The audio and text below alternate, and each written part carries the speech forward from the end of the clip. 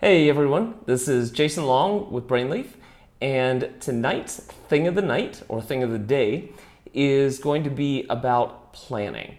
So we were working out our yearly planning, and as we were working through everything, we were trying to figure out what are the measurements we're going to be looking at for project managers that they can impact the most for their projects.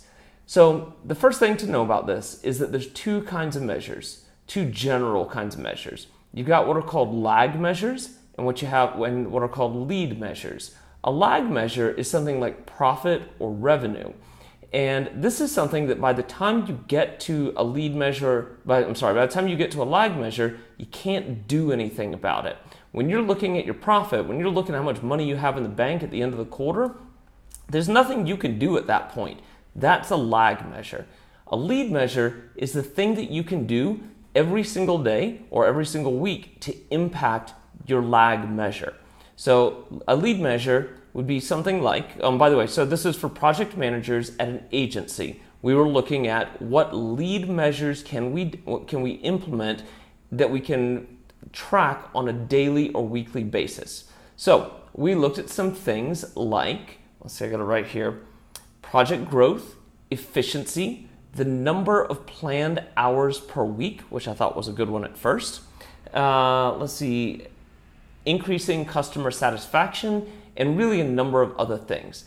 But at the end, well, maybe not at the end. So far, we've settled on how many phone calls can we do to preempt a sprint meeting. One of the biggest problems we have is that the leadership of some of our clients' leadership is not always interested in coming to the sprint meetings. They lose track of why they need to be there sometimes, or their daily job just gets in the way. It's not that they're not good, it's not that they're not doing a good job, but we're working with CEOs of mid-sized businesses, or we're working with CFOs or CTOs a lot of the time. And so the number one indicator of how much they come to those meetings is how many times we do preemptive calls to their team and to them, and how much we impact their understanding of our need for them to be there. Because if we don't have those stakeholders there, we can't move on with the project. So the thing that we implemented as our lead, or the thing that we're thinking about implementing as our lead measure, is the number of preemptive phone calls and the number of acts, like ACT, the number of things we can do to make sure that those lead stakeholders are there and interested and engaged in our sprint meetings. So that's something, by the way, we can put up on a scoreboard, and we can say, Project Manager 1, you did 3 this week. Your goal was 4. Why didn't 4 happen? Or Project Manager 2, great job. You did 6 this week. Your goal was 5.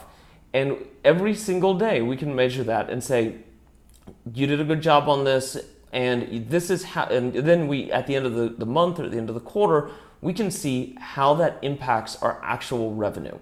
And it's kind of a bet, but I'm willing to bet it's gonna make a really big difference. So that's the thing of the day: lead measures versus lag measures, and measuring what they are, and specifically the kinds of things you can do that have the greatest impact on the bottom line for the things you can do that you can measure that have the greatest impact on the bottom line. Hope this is helpful. Thanks so much, and have a great day. Bye.